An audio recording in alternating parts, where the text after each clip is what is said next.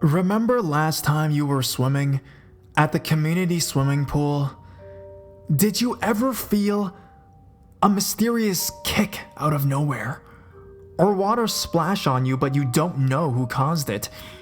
Did you ever fear as a kid that something or someone would drag you to the bottom of the pool while you were underwater and no lifeguard would be strong enough to pull you back up?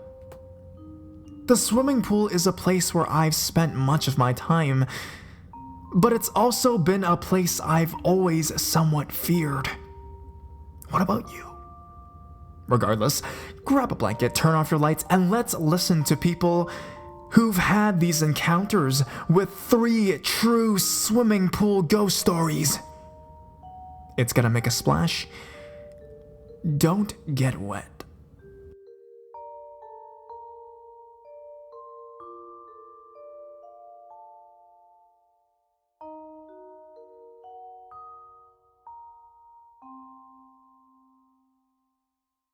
Swimming pool at River Grove. I would like to apologize, first for my English. Although I live in Canada, my native language is Spanish. And secondly, I'm not really sure if I'm making a big deal out of this experience, and there's a perfectly logical explanation to it. However, I am a true believer of ghosts, having experienced few odd things throughout the years, mainly seeing things over the corner of my eyes, feelings, dreams. One night I had a sleep paralysis episode, stuff like that. But the one I'm going to write about is so odd and strange that I would really like to share with you and hear your opinion. I usually go swimming at a community center near my house, but it closed for renovations this past fall, so I had to go to the River Grove Community Center, which is a bit further and had been remodeled earlier the same year.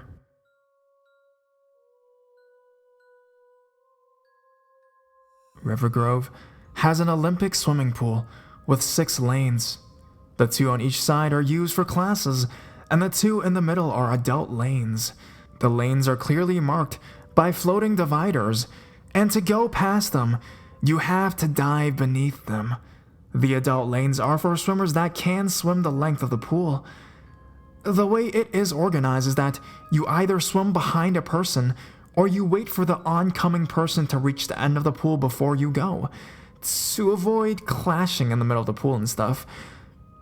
The changing rooms are about 30 steps from the nearest pool stairs at the exit, and there are only 2 stairs at the deep end of the pool. This is an indoor swimming pool. It's winter in Canada. There is about 6 to 8 adults between the 2 adult lanes. There are a few ladies, some guys, and since I'm a girl, I really took notice of this one lady's swimming suits. One lady had a gray with white stripes, another one had a purple cap, etc. Anyways, after 20 minutes or so, I was at the end of the shallow side of the pool and noticed the purple cap lady was swimming towards me. I was looking at her as I was waiting for her to reach the end of the pool so I could take my turn and go. I could see her purple cap going up and down, up and down. The water was actually moving as she was coming towards me. She must have been about 5 or 6 strokes from reaching my end when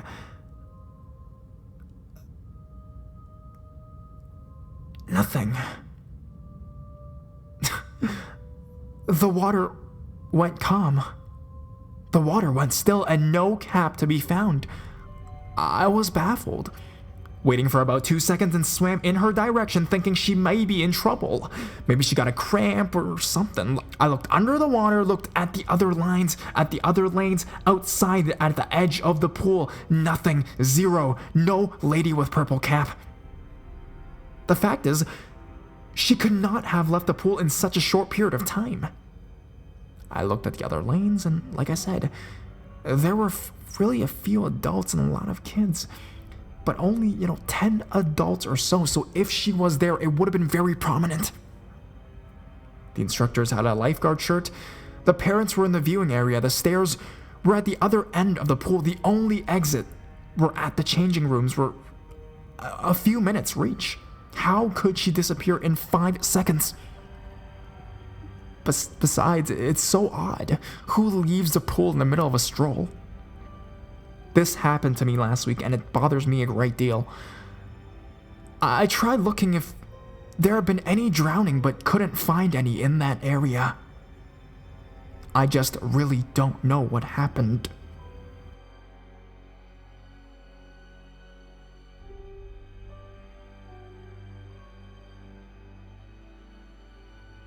The face in the water. I've had some scary experiences in water as well. Mainly in my boyfriend's pool in his backyard. I have a water mask because I just love to be able to see under the water. So I usually wear it and just swim around looking for stuff that my boyfriend or his friends will throw in, like dimes, quarters, pennies, small stuff like that. My boyfriend's dad threw something into the pool and it got stuck behind the ladder you walk in to get into the pool. I went under with my trusty mask and was attempting to wiggle under the ladder when I heard a very loud, very clear, high-pitched noise. Now, I am sure you've all been swimming before, and you may notice when underwater sounds are louder and yet more distorted. Startled, I rose out of the water and asked if any one of them had called me. They shook their heads, and I shrugged as if I was just hearing things. I went back under the water, attempting to look for it. I knew it was a dime that he threw behind the ladder. It was dark behind the ladder because obviously there is a shadow.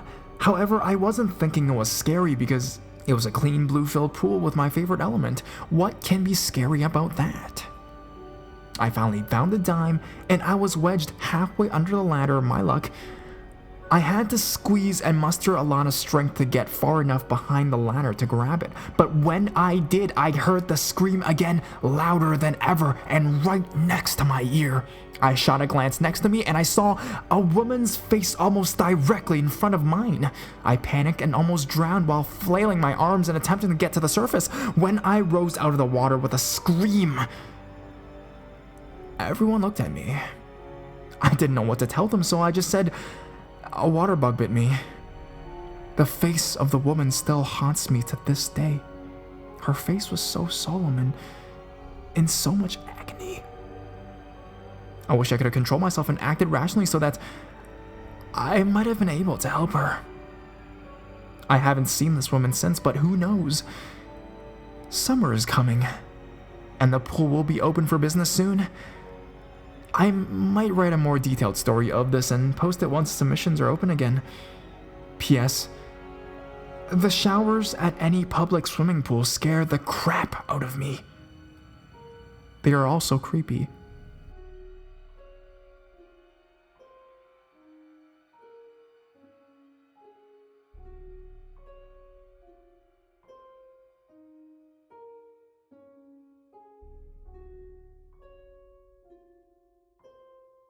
Haunted house and pool.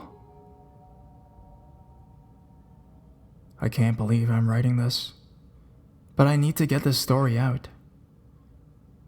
It has bothered me for years, and only close friends and family know of what I'm ready to share publicly. When I was about 12 years old, my mom began searching for our first home. We lived in West Los Angeles area, and she decided she really wanted a home for us, and began looking at different homes in various suburbs in and out LA County. As she narrowed down her search, she would take me along to view the homes with her.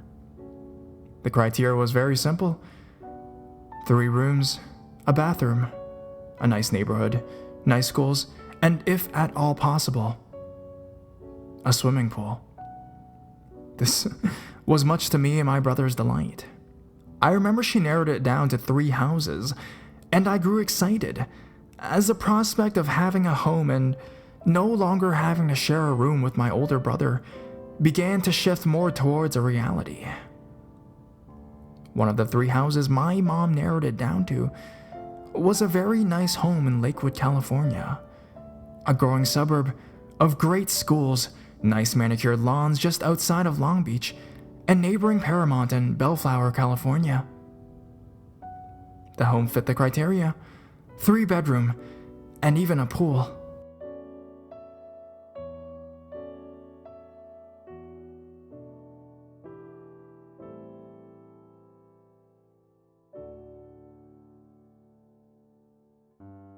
Immediately upon viewing the home, I had a very bad feeling and did not like it. The home seemed very dark, closed in, and just plain negative. The home was originally a 2-bedroom, but the previous owners had built a 3-bedroom off the back of the house right next to the pool, and it even had its own outside entrance. This room was connected to the house through the bathroom. The garage had been converted to a recreations room for entertaining, which my mom absolutely loved. The couple who was selling and living in the house at the time had an infant baby girl. We viewed the home several times before my mom put the offer in, and every time we went to view the house, we were greeted by the couple and their baby infant girl. But the back bedroom was decorated for a small boy. I thought it was strange at that time. When we went to the house, we never, ever saw a boy. Upon entering this back recreations room, I would get very bad feelings. I felt like I was being watched, like there was a presence, and it was always unusually cold. In addition to this, it's made it even more creepy that the fact that the house and recreations room backs up to an empty, dark dirt lot that is still there to this day. My mom eventually purchased the house and we moved in the summer of 1986. Much to me and my brother's surprise, we were soon joined by my mom's boyfriend, whom we'd never met. Within months, my mom and the man married, and we began our all-American lives in our new home as a new family, complete with a new dog and fish.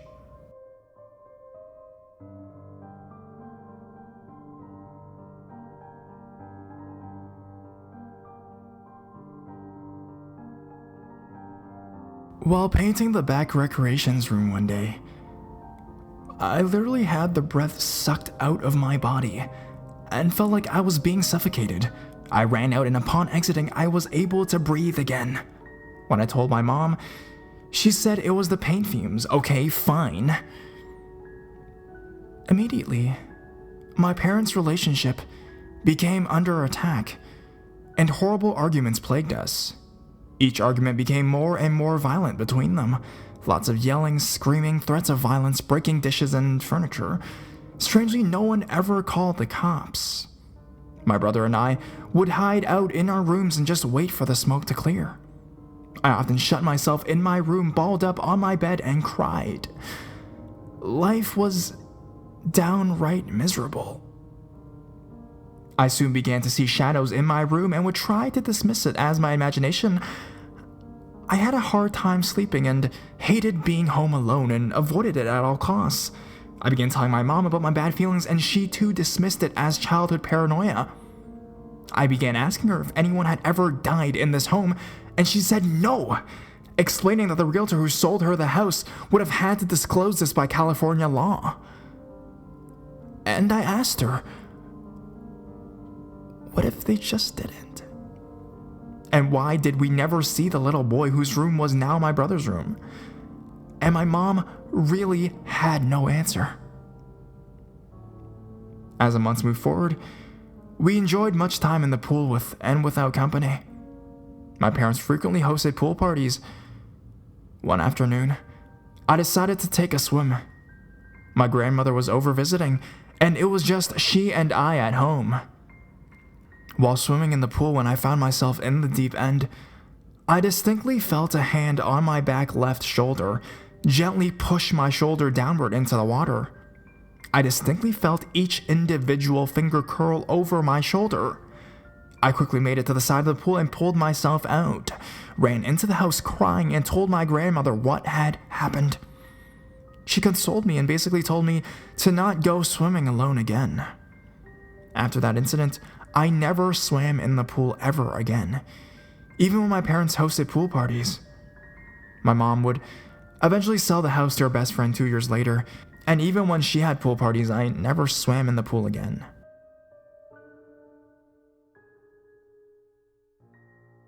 As the arguing got worse, the shadows, cold rooms, nightmares, and strange sightings and noises grew in intensity. I then began hearing a deep male voice, almost like it was directly in my ear. One morning, I was taking a shower before school, and my mom was also in the bathroom blow-drying her hair. All of a sudden, the deep male voice in my ear said, "Earthquake." I jumped, hurriedly shut off the water, and literally jumped out of the shower to my mom's dismay. She immediately said, "What's wrong with you?" To which I replied, "Someone said earthquake." "You're silly," she replied as she walked out of the bathroom, shutting the door behind her. Seconds later, the house began to shake violently. It was indeed an earthquake. I opened the door and braced myself in the doorway, still wearing my only towel, waiting for the shaking to stop. As soon as the shaking stopped, my mother stood, staring at me with astonishment, and she had no words to what she had witnessed. After about a year, my stepfather and mom were still arguing really bad. He had developed a drinking problem, and at times even seemed depressed. Little by little, we began to see less and less of family and friends visiting, and the pool parties pretty much stopped. One night my godfather was visiting, and he and my stepdad got into an argument that turned into a really bad fight in which my godfather beat my stepfather with a small push broom, breaking his leg. This was the unhappiest I had ever been, as it was the last time I would ever see my godfather, who my mom had known since she was a teenager. A few months later, our dog, a purebred Cocker Spaniel, was bred and had puppies, 3 adorable boys and 1 girl.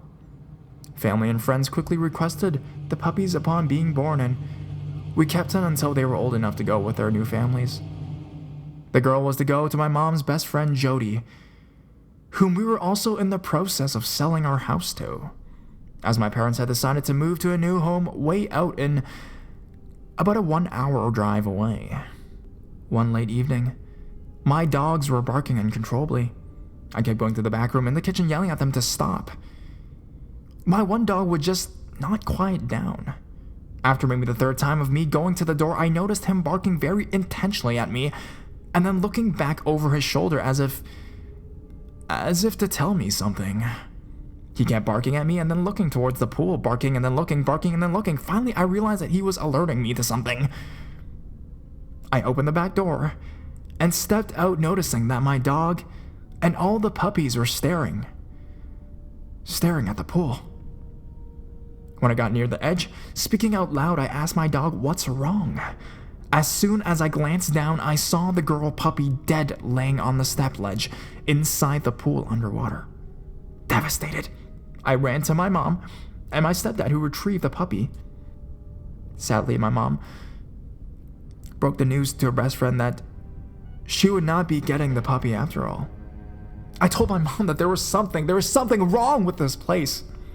And finally she told me that she felt the same and was looking forward to moving as well. We moved away from the house, however.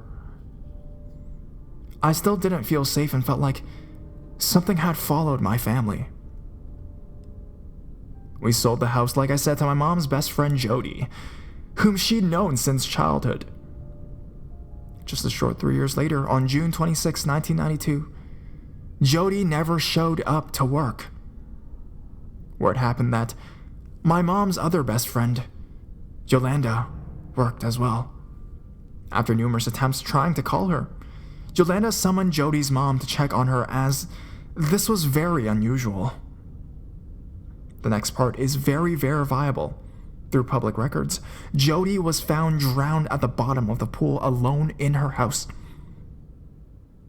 She lived alone and had no children, but was a very good swimmer. She was a very strong woman. She was in her nightgown, lights were on in the house from the night before, and there were clothes in the washer and dryer inside the house, where it was apparent that she was in the middle of doing her laundry. Some unfolded clothes remained on the kitchen table where she was in the process of folding. Upon examination of her body, she was found to have no head trauma, including bumps, bruises, or scrapes. She had no broken fingernails or signs that she had fought with anyone at all. Heart attack and brain aneurysm were also quickly ruled out. For all intensive purposes, Jody was completely healthy. There was no sign of a break-in or any theft or valuable jewelry or personal property. Many questions exist to this day as to why she drowned. What was she doing outside in her nightgown? What made her even go outside to the backyard at night? Her family put the home up for sale within a month or so, and for months it sat on the market with not a single offer. Despite having dropped the asking price for more than $30,000 in a premium neighborhood and with a pool.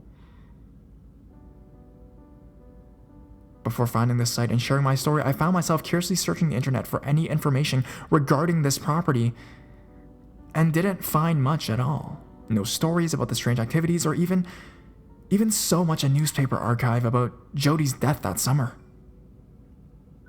What is interesting is that when I found the house on Google Maps, I noticed that the address on the curb is blurred out for some strange reason, making it more difficult to verify that this is in fact my old home. It still looks exactly the same, and from the area view, you clearly see that the pool and the dirt lot. All the other homes next to it, you can clearly see the address on the curb in front of the houses, and on the houses itself, but not on my old home. When I zoom in Google Maps, I see a man whose back is turned to appear to be watering his driveway, so it is occupied. But for years I have wondered if the new owners or any after us have experienced similar events. That place creeps me out.